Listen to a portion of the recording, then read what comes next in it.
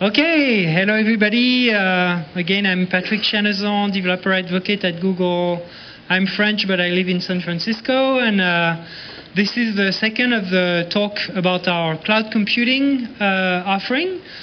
So in the first talk, I talked about our platform offering, which was Google App Engine and Google App Engine for Business. And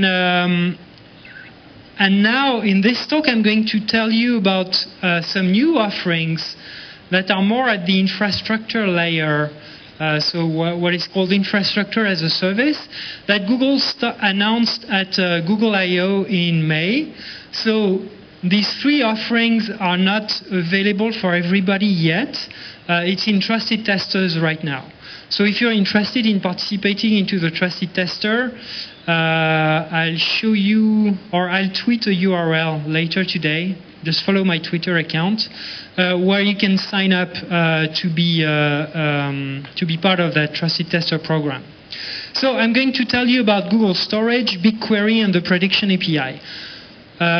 For me, these are the most exciting of our cloud computing offering, especially Bigquery and the Prediction APIs, because they solve problems that are very hard to solve manually by yourself.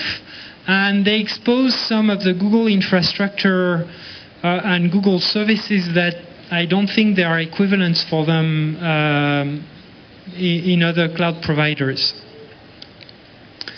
Again, the mobile agenda for the day is there, and you can rate the sessions over there. Okay, so Google Storage for Developer, Prediction API, and Bigquery. So cloud computing, as I told you in the previous session, it's a very loaded word. Everybody's trying to mark their offering with the term cloud.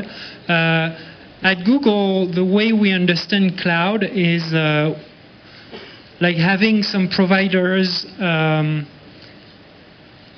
reach some economies of scale when they have lots of servers and they can automate lots of processes, and then offering that as a service for third-party developers. So that doesn't encompass what some vendors are calling private clouds. This is really the public clouds. Okay, so yeah, the analyst classifies stuff as infrastructure, platform, and software as a service. In this session, we're going to talk really about the infrastructure part. So Google Cloud offerings, I told you about that before.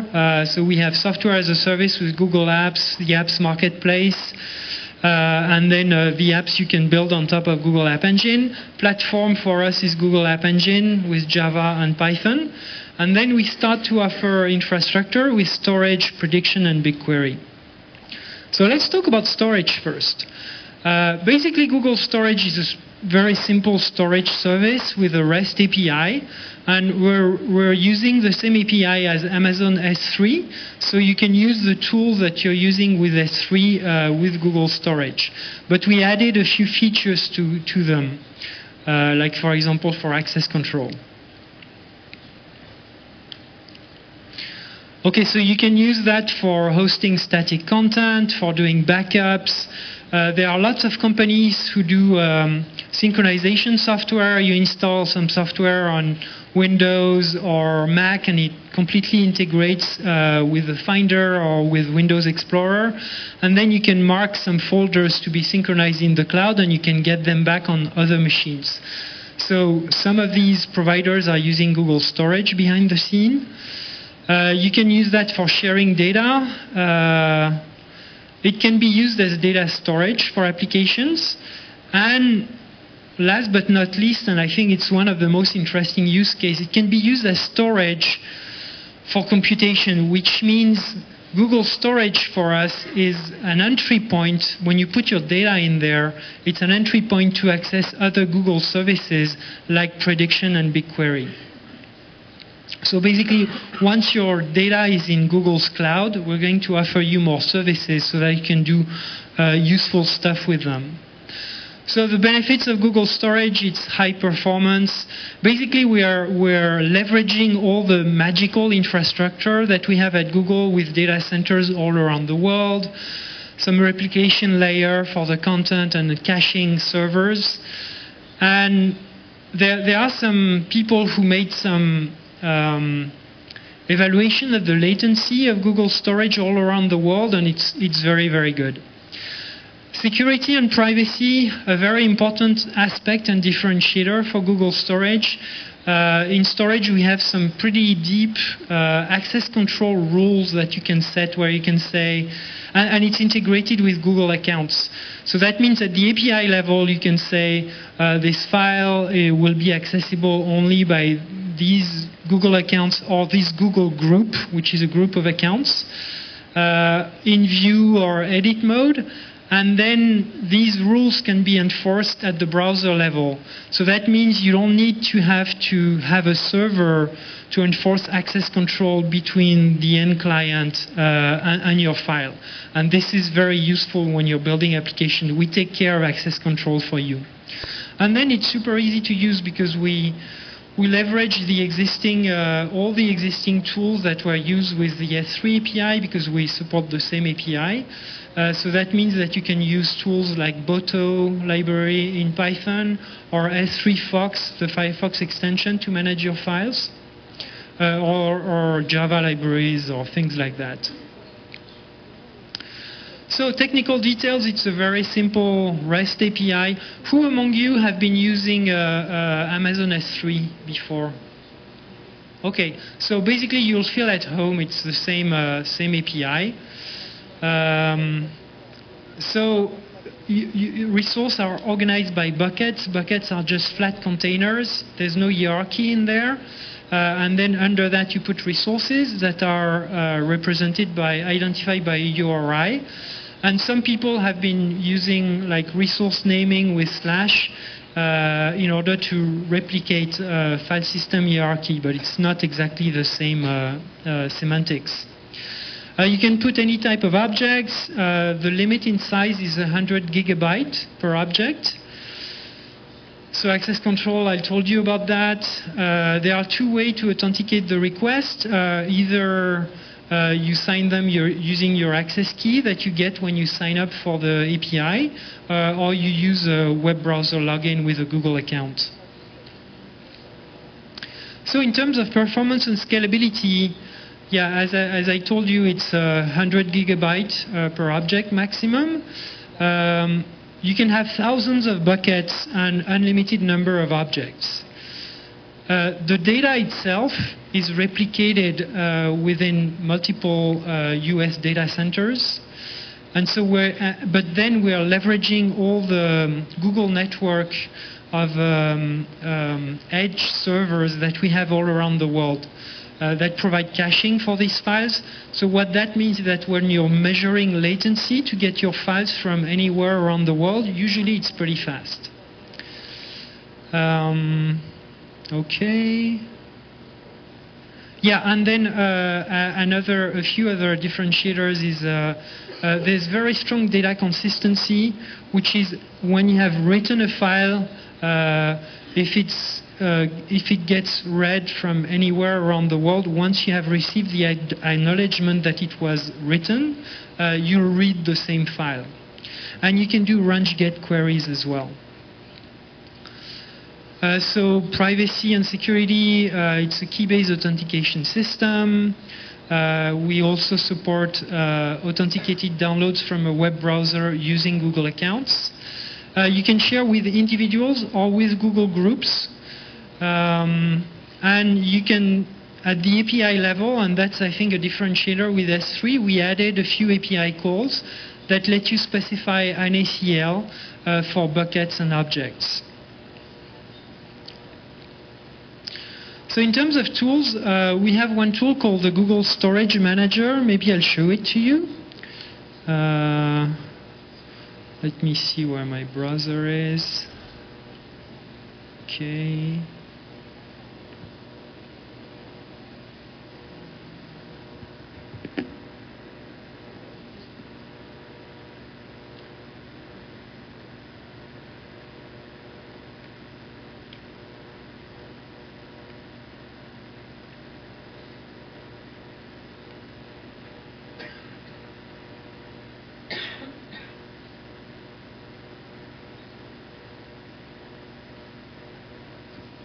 Okay, so the Google Storage Manager is a very simple user interface to manage your buckets. So these are my buckets. And then manage your files in there. So these are the files that are uploaded. So once you have uploaded the files using the API, then you can decide to share them publicly. So this is an image that I decide to share publicly.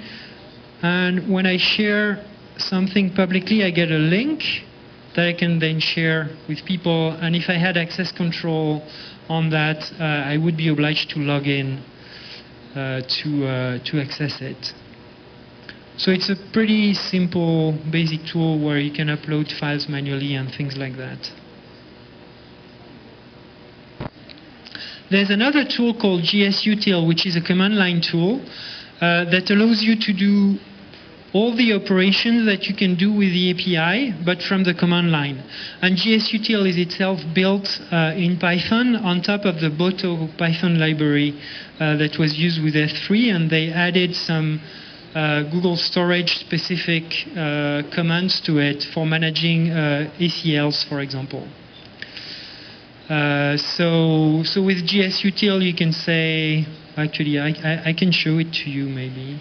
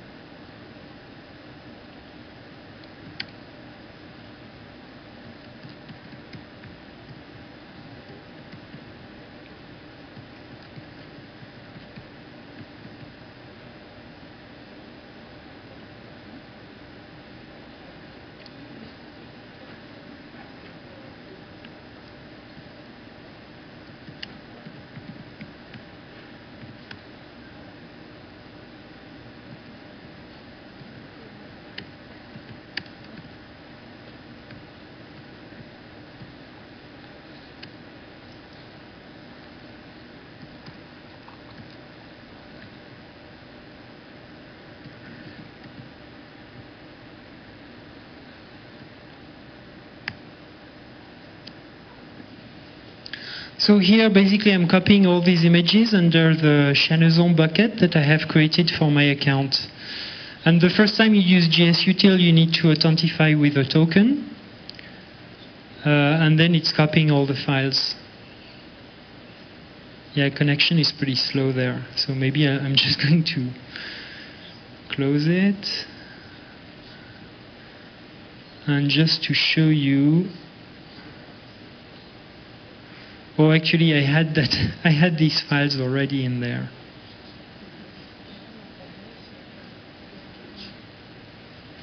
So if I sort by last updated,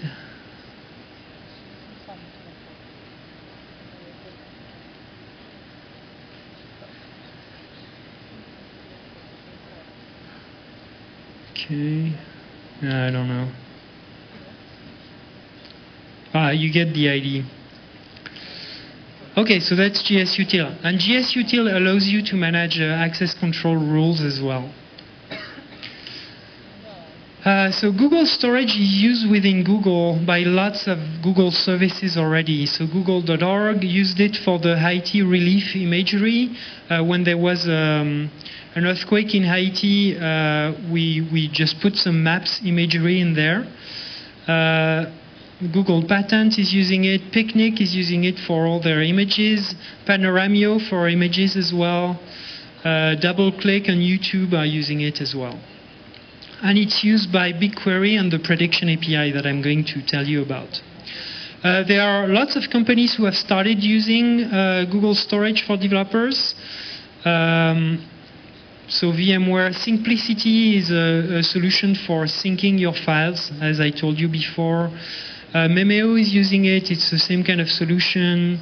The Guardian has been using it for some of their apps. Social Work, they're using every products we have. Widgetbox has been using it for serving images and resizing them.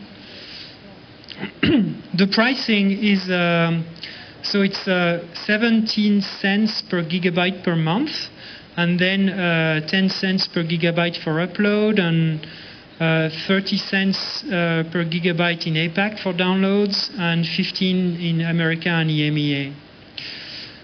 And then the requests have different pricing. So right now, this is a preview, and it's in the US only. But we've been doing lots of developer events around the world, and everybody's interested in using that, plus using Bigquery or the prediction API. So we asked the product team, and they gave us the OK to put a form out for non-US developers to sign up for it. So there's some waivers in there to tell you this is not supported yet and all that, and it's only for the US, but if you want to play with it, just go ahead. So I'll tweet the link later. So Google Storage, pretty simple. You can store any kind of data in there. There's many tools and libraries available, and it's a pretty simple API to play with. Now, where it gets interesting is that Google Storage is only the first layer of our infrastructure offering. Once you put your data in there, you can start applying like Google services that don't exist anywhere else. Two of them are the Prediction API and Bigquery. So I'm going to start with the Prediction API. Prediction API is basically a packaging of our machine learning algorithms that we're using at Google for many different products, especially in ads. And how many of you are familiar with machine learning here? Oh, pretty good turnout. So as you may know, applying machine learning to your data can be time-consuming. You need to know the algorithms pretty well. Usually you need to tune them. There's lots of technically involved decisions and iteration to do in order to leverage that in a web application. So with the Prediction API, we try to make that easier for developers. So the idea is very simple. It's you're creating a CSV file with lots of columns. The first column is the value you want to predict, and all the other columns are considered features. You put that in Google Storage, then you ask the Prediction API to train a model on this data, and then you have another API call to check the status on the model. Usually after 10 minutes or maybe an hour, I don't remember what's the latency, but less than an hour, your model is trained and is ready, and it gives you an estimate accuracy for the model. And once you've done that, you can start asking for prediction. This is a very simple REST API where you send JSON payloads to the API, and what you send is all the features except the first one that you want to predict, and it will give you a prediction for what the first feature should be. So this is a very simple example where we have put a CSV file where the first column is the language, and then the second column is a sentence. And so we put thousands of sentences in various languages, and then after that you just send it a sentence and it will detect the language for you. So this is what the model looks like. So you create this file, CSV file, with all these sentences. Then you ask, and their language. Then you ask the Prediction API to train on that, and once it's trained, you send it new sentences, and it should detect what language it is. So that can be used, that kind of API can be used in many different contexts where the barrier to entry to using machine learning was too high. The Prediction API makes it super easy to get started with. Basically, in a few hours, you can build your file, put it to Google Storage, train a model, and you're up and running.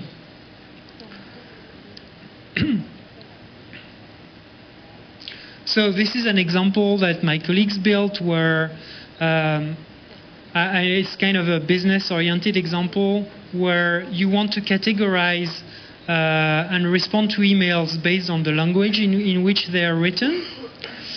And so you want to predict the language of emails. So it's pretty much the same thing. So you upload your data, your training data to Google Storage. So the training data would look something like that. To upload it to Google Storage, you use gsutil, the command line I showed you, where you copy your data to your bucket. Once you have it, you can train a model. So for that, you use a post to the prediction API and to the training endpoint where you specify as a parameter the bucket where you stored your data. So then the training runs asynchronously, and it can take from 10 minutes to an hour. And during that time, you can do a get to just get the status of the training. And so when it's not ready, it will tell you in process. When it's ready, it will tell you, okay, it's ready, and the accuracy is a figure between 0 and 1. And then after that, you can apply the trained model to new data. So when you have new data, which is a sentence that comes in an email, you just send that to the prediction API, wrap into a JSON payload like this. And then the result will be a JSON result where it will tell you the output label. Here it's French. And you can also have multiple outputs with different scores. They added that pretty recently. So that's how you would use that in Python. So it's like a few lines of Python just to get a prediction result. So in terms of capabilities, input features can be numeric or unstructured text. Be careful about the unstructured text. I will show you an example I built where I scrape HTML pages, and you need to clean them up pretty well if you want good results. The output can be up to hundreds of discrete categories. They use, so the kind of technique that's used there is called supervised learning. So they're using many different techniques, but the tuning of the algorithm is completely automated. And it's done asynchronously. So you don't have access, you don't know which algorithm are going to be applied. And then you can access that from anywhere where you could access HTTP. It's just a REST API. But it's very easy to use from App Engine with URL fetch. From AppScript, and AppScript is a pretty cool case where it allows you to add scripts to your to Google Apps, for example, in a spreadsheet. So you could have a spreadsheet pulling prediction from the content of cell values, and you can use that in a desktop apps as well. So what they added in the version 1.1, which is from a month ago, I think, is multi-category prediction, continuous output, and mixed inputs, where you can put inputs in numeric or text.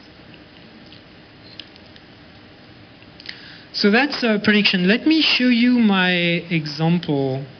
Actually, I'm going to go down there. I think I put a slide down there that explains. Yeah. So when I saw that API coming out, I was pretty excited. And what I wanted to do is, I've been using Delicious for tagging links in the past 5 years. And I think I have 6,000 URLs in there that I categorized in 14,000 tags. And these tags are very personal to me. That's the way I see information, the way I categorize it really very personally for the topics I'm interested in, which is HTML5 and cloud computing and social software and stuff like that. So I read all these articles and I tag them. Now, what I'd like to happen is that instead of having to tag them myself, I said this system would be good to learn from my habits and take all this knowledge And now when I find a new article, it would provide me with the tags I would be more likely to use for the article. So that's what I was trying to do. So I used the Delicious API to get all my tags, and then all my tags and URLs. I wrote a small Python script to scrape all the pages and clean them up. And actually, that's where I need to do a better job. So I end up with a CSV file that has a tag, a URL, and then the full text, and I remove all the HTML tags of all the pages. So that file was too big for, I think prediction right now is limited to 100 megabytes, so I had to clean up and make a smaller data set. But after that, I put that data set into Google Storage, and then I asked for training. I asked the prediction API to train it for me. So there are some command lines example.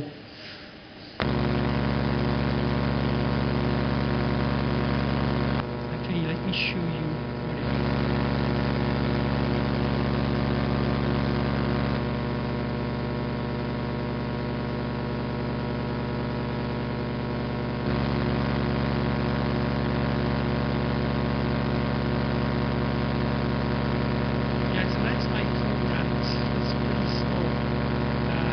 So the bucket in which I have uploaded, so I uploaded my training set, which is called smalltags.csv, because I had to reduce the size into Chanezon. So that's where my model has trained. And then there's the token thing for authentication and all that. So for the model, what I'm doing is I'm going to pass as a parameter to that script a URL of an article that I've read. And here what it's going to do is it's going to get the URL, remove all the HTML tags, and then build a JSON data structure with the text as an input.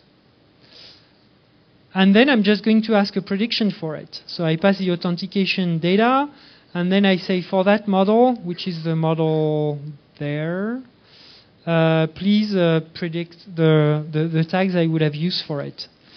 And okay, let's not cheat and let's use a random article. So I'm going to take TechMimi from today. I'm completely addicted to TechMimi. Let's say hands-on the Nexus 2 by Samsung. Okay. So I take this random new article that I haven't read yet. And the goal of this is, what I'm planning to do is to build a Chrome extension and an App Engine backend for it, where when I browse, it will tell me the categories automatically.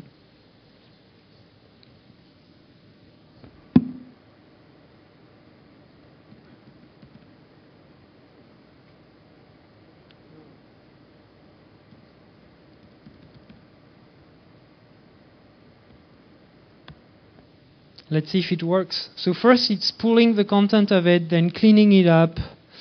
So I tried different cleaner in there, like Beautiful Soup and HTML to text.py or something like that, and they didn't give me very good results. Oh, actually the accuracy of my training, once I've done it, I think was like 0.05% or something, which is not very good. So this is a typical example where it fails. It tells me it's about RSS. Not really. I had another article that I just tried before coming, which was about Apple, and this one worked a little bit better.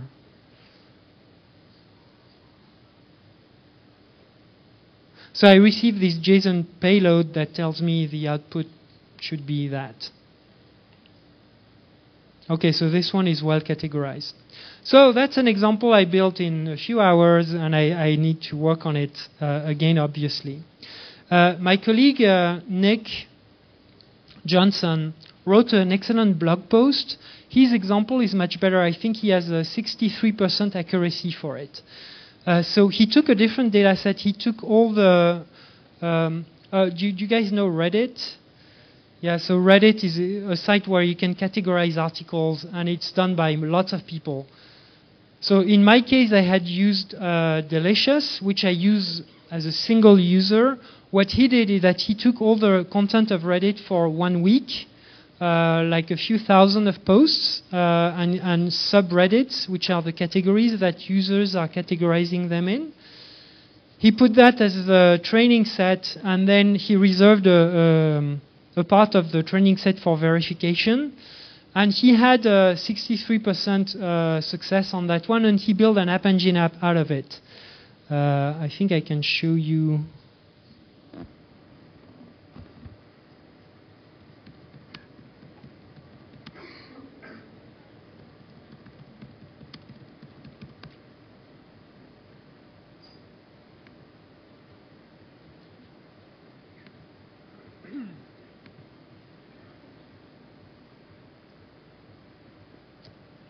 Okay, and he has a live demo, so let's try something.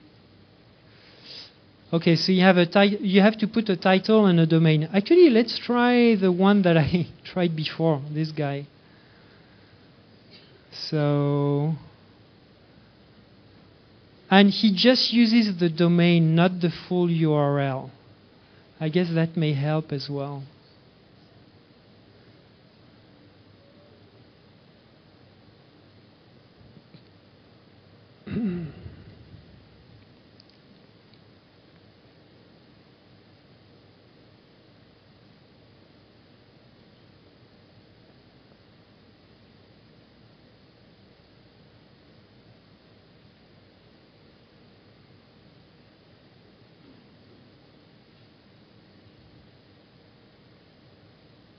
Okay, let's see if it works.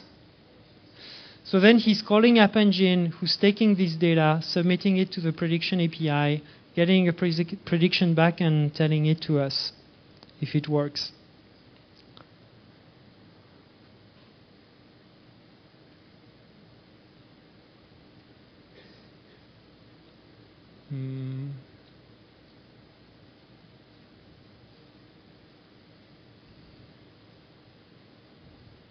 Tough luck. At least he puts the code in there, so you can do it yourself and see for yourself whether it works. So I highly recommend his blog post. It's pretty good. Okay, so now let's talk about BigQuery. So Prediction API allows you to use machine learning in your own application. Another issue that people have with big data, you have lots of data, like maybe billions of rows. If you put them into a relational database, it's very slow. You can put it into a proprietary analytics engine, but it's expensive. What we've done at Google, because we have the same kind of issue, we need to analyze billions of rows of data, for example, for all the clicks, when people click on ads. So Google has developed internal infrastructure for doing queries on all these data. And this infrastructure has been exposed to developers in a service called Bigquery. So that's what we're using. Basically, you can do SQL-like queries on huge sets of data, and the response is very fast. The API is a REST API using JSON, the same way. And it's very simple to use. So you can use that for building interactive tools, for embedding into Google Spreadsheets, because you can use it from AppScript using the REST API. It's scalable to billions of rows, very fast response, and the queries are in SQL, so it's very simple. The way it works, the same way as the prediction API, which is you upload your raw data as a CSV into Google Storage. Then you have a REST API, which I think is not ready yet, but should be in very soon. You have a REST API that allows you to send a JSON payload that defines your schema. Basically, it defines the name of the fields in your CSV and the type of these fields. In my example, I had to send my CSV to Google Storage and tell the team to just apply my schema. So you define your schema, and then after that you just query it using a REST API and sending your SQL orders that look something like that. So you can do group by, order by. You have some functions like math, string, and time, and you have some statistical functions like top or count distinct. The API is very simple. You do a get on the table name. And the table name is essentially the bucket and file where you have put it in Google Storage. Then you can query it. And the query,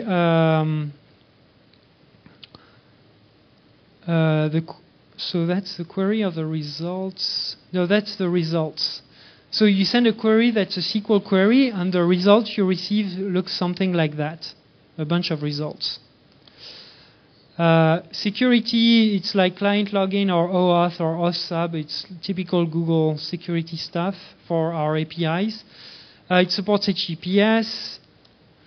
And they have some example where they took the whole revision history of all Wikipedia, put that into storage, define a table for it, and then you can start to do things like select the top title, the top 5 titles, and give me the number of revisions for these from the Wikipedia table and WP namespace. I don't know what it is.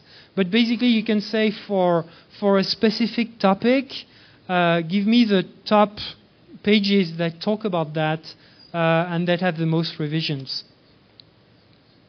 And so that's the result.